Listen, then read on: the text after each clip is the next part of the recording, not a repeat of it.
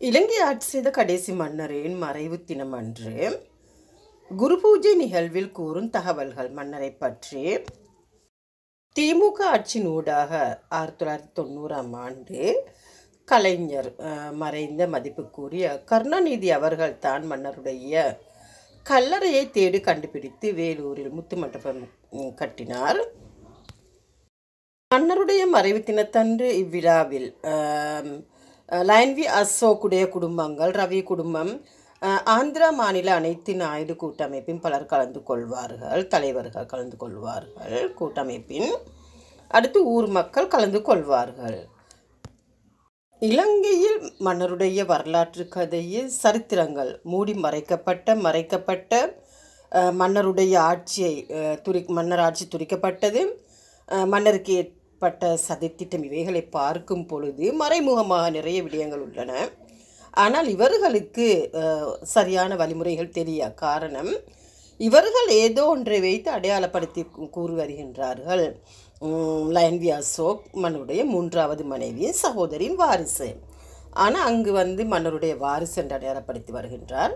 இங்கு அவர்களுடைய பாதி பேர் புனித தலதா மாளிகைக்கு அருகாமையில் கண்டி நகரில் துணிகளை சலவை செய்யும் தொழிலை செய்து வருகின்றார்கள். ஆந்திரா மாநில நாயுடு கூட்டமைப்பின் பலர் கலந்து கொள்ளும் இவ்விழாவில் தலைவர்கள், பொதுமக்கள் சரியான வம்சாவளியும் மன்னருடைய வரலாறும் இவர்களுக்கு தெரியாதுன்னு சொல்ல வேணும். காரணம், இவர்கள் 2-3 வார்த்தைகளை மன்னருடைய விஷயங்களை தெரிந்து வைத்து கொண்டு இவைகளைத்தான் ஒவ்வொரு வருடமும் தெரிவித்து வருகின்றார்கள். ஆனால் உண்மையான சரித்திர கதைகள் எல்லாம் மூடி மறைக்கப்பட்டுள்ளது. ஆனால் இலங்கையில் மூடி மறைக்கப்பட்டுள்ளது. ஆனால் அங்கு சரியான அவர்களுக்கு, இந்தியாவில் உள்ளவர்களுக்கு, லயன்வி அசோக் குடும்பத்தினருக்கு சரியான முறையில் மன்னருடைய வரலாறு தெரியாத ஒரு காரணம். இவர்கள் இந்த வருடமும் கூறி வரும் தகவல்கள் தான்: ஸ்ரீ விக்ரம ராஜசிங்க மன்னர் இலங்கையை ஆண்ட கடைசி மன்னர், கண்டி நகரை ஆண்ட கடைசி மன்னர், தமிழ் மன்னர், நாயக்கர் வம்சவழியில் அரசன் கண்ணசாமி என்ற ராஜா, விக்ரமசிங்கன் என்ற மகாராஜா பெரிய வீரன், தமிழ் மொழியை இலங்கையில் தாய்மொழியாக முதலில் மாற்றிய தமிழ் மன்னன் மாவீரன், 4 தடவை போர் தொடுத்து கடைசியில் வெள்ளையர்களுக்கு காட்டி கொடுக்கப்பட்டன. இலங்கையில் இருந்து நாடு கடத்தப்பட்டனர். மன்னர் பிறந்த அதே மண்ணில் சிறை வைத்தார்கள். 16 ஆண்டு காலம் சிறை வாசம் இருந்து சிறையிலே இறுதி மூச்சை விட்டனர். என்றும் இலங்கை ஆண்ட கடைசி மன்னரான ஸ்ரீ விக்ரம ராஜசிங்க மன்னருடைய இரத்த வாரிசு லயன்வி அசோக் என்றும் அடையாளப்படுத்தி வருகின்றார்கள். ஆந்திரா மாநில நாயுடு அனைத்து நாயுடு கூட்டமைப்பின் பலர் கலந்து கொள்வார்கள். இவர்கள் சரியான ஒரு மன்னருடைய வாரிசு அடையாளம் இல்லாமல் இவர்கள் இவ்வளவு காலமாக இவர்கள் அவ்விழாவை நடத்தி வந்துள்ளார்கள். தொடர்ந்து அவர்களுடைய நோக்கம் ஒரு அரச விழாவாக,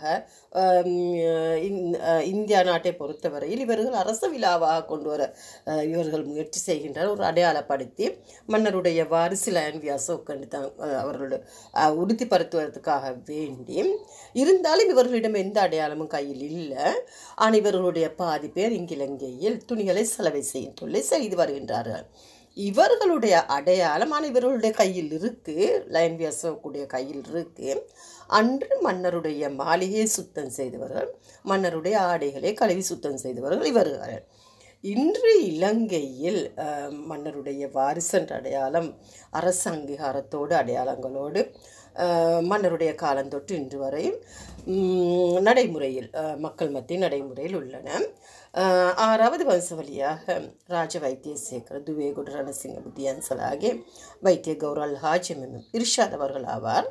அடுத்து துவேகுட ரணசிங்க புத்தியான்சலாகி என்ற வம்சாவளி தற்பொழுது இருந்தும் நாம் இப்போ அடையாளப்படுத்தி வரும் பொழுதும் கூட இவர்களுடைய அந்த பொய்யான தகவல்களை தான் அடையாளப்படுத்தி வருகின்றார்கள்.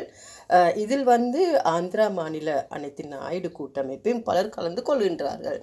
இவர்கள் இதை ஒரு பொய்யான ஒரு தகவலை அடையாளப்படுத்துவதை விட மன்னருடைய உண்மையான வரலாற்றின் சரித்திர கதையும் தான் இவர்கள் அடையாளப்படுத்த வேண்டும். இன்று எனக்கு ஆன்மீக துறையில் சிறு வயதில் கூடியது தற்பொழுது நடைபெறும் பொழுது எனக்கு வியப்பாகவும் ஆச்சரியமாகவும் உள்ளது. அன்று இலங்கையில் மன்னருக்கு செய்த துரோகத்தை விட இன்று லயன் வியாசோக்குடைய குடும்பம் சேர்ந்து செய்யும் துரோகம் இரண்டுமே வித்தியாசம் இல்லை, இரண்டுமே ஒன்று தான். இன்று நாம் அடையாளப்படுத்துவது ஆன்மீகத்துறையில் எனக்கு கனவின் மூலம் காட்டுவதுண்டு. எனக்கு வைத்திய கௌரல் ஹாஜிம் இர்ஷாத் உறவு முறையின் மாமாவாவார். நான் 7வது தலைமுறை. இருந்தாலும் கை சேதப்பட போவது லயன் வியாசோடைய குடும்பம்தான். எங்களுக்கு ஒன்றுமே இல்லை. ஏன்னா நாங்கள் உண்மையாக நாங்கள் வெளிப்படுத்துகின்றோம். ஆனால் எதிர்காலத்தில் மன்னருடைய கல்லறையை கூட நான் இலங்கைக்கு கொண்டு வர இன்று தற்பொழுது அண்மையில் நெதர்லாந்திலிருந்து மன்னருடைய பொருட்கள் இலங்கைக்கு எப்படி அவர்களை திருப்பி தந்தார்களோ அதே போன்று இலங்கையிலிருந்து மன்னரை நாடு கடத்தப்பட்டு அங்கு சிறையில் வைத்து சிறையில் 16 ஆண்டு காலம் சிறைவாசம் இருந்து இறுதி மூச்சை விட்ட மன்னருடைய பட்டத்தரசுடைய அடக்கஸ்தலத்து இரண்டையுமே இலங்கைக்கு எதிர்வரும் காலங்களில் 2 கல்லறையையும் இலங்கையில் மன்னருடைய வாரிசுடைய கைக்கு தரக்கூடிய சந்தர்ப்பம் ஏற்படும். மன்னரும் பட்டத்தரசி இஸ்லாமிய இனத்தை சேர்ந்தவர்கள். இன்று பல அடையாளங்களோடு ஆளுமையோடு அரசு அங்கீகாரத்தோடு வாழ்ந்து வரும் மன்னருடைய வாரிசு. அவர்களே நாடு கடத்தப்பட்டு சிறையில் வைத்து சிறையிலே இறுதி மூச்சை விட்ட மன்னருடைய கல்லறையை இரண்டுமே இலங்கைக்கு யதார்த்தமாக சேரும் என்று நான் உறுதியாக கூறுகின்றேன். அன்று மன்னருடைய ஆட்சியில் ஏற்பட்ட துரோகம் என்று சொல்லும் பொழுது ஆடிய நாடகம் என்று தான் கூற வேணும். ஜோன் டோய்லியின் தந்திரம், எஹலிய போல கெப்பட்டி போல இவர்களுடைய நாடகம், பிலிமந்தலாவ மன்னரை ஆட்சியில் அமர வைத்து திரும்ப அவர் கைப்பற்ற முயற்சி செய்தது, மொல்லிகொட அவர் மன்னரை எட்டி உதைத்தது, மன்னருடைய ஆட்சி காலங்களில் மன்னருக்கு ஏற்பட்ட துரோகம், சதித்திட்டம், சுற்றியிருந்தவர்களுடைய நம்பிக்கை துரோகம் என்று தான் கூற வேண்டும். இவ்வாறான சந்தர்ப்பங்கள் ஏற்பட்ட துரோகங்கள் இன்று மன்னருடைய 7வது தலைமுறையாக நான் இருக்கும் பொழுது எனக்கு மன்னருடைய உண்மையான சரித்திர வரலாறு இவைகள் எனக்கு கனவின் மூலம் காட்டி தற்பொழுதெல்லாம் நடைபெறும் பொழுது இன்று மன்னருடைய காலந்தொற்று இன்று வரை இலங்கையில் அரசாங்கீகாரத்தோட ஆளுமையோட அடையாளங்களோடு பல அடையாளங்களோடு அதுவும் யாருக்கும் அசைக்க முடியாத, கை வைக்க முடியாத, மறுக்க முடியாத, அதை மறைக்கவோ திருடவோ முடியாத அளவுக்கு இலங்கையில் வாழ்ந்து வரும் 6வது வம்சவழியான வைத்திய கௌரல் ஹாஜிம் இர்ஷாத் அவர்கள் ஆவார். எதிர்வரும் காலங்களுடைய மன்னருடைய மறைவான பொருட்களை நமக்கு காட்டுவதுண்டு. இவைகள் கூட நாம் இருக்கும் இடத்தில் தான் இருப்பதுண்டு. இவைகள் கூட எதிர்காலத்தில் மன்னருடைய சரித்திர கதை, மன்னருடைய உண்மையான நேர்மையான ஆட்சிக்கு இது ஒரு வல்லமை மிக்க ஒரு சரித்திரமாக மாறும் என்று நான் நினைக்கிறேன். இலங்கை ஆட்சி செய்த கடைசி மன்னரான ஸ்ரீ விக்ரம ராஜசிங்க மன்னருடைய வரலாற்றில் மன்னரும் பட்டத்தரசி இஸ்லாமிய இனத்தை சேர்ந்தவர்கள். நன்றி.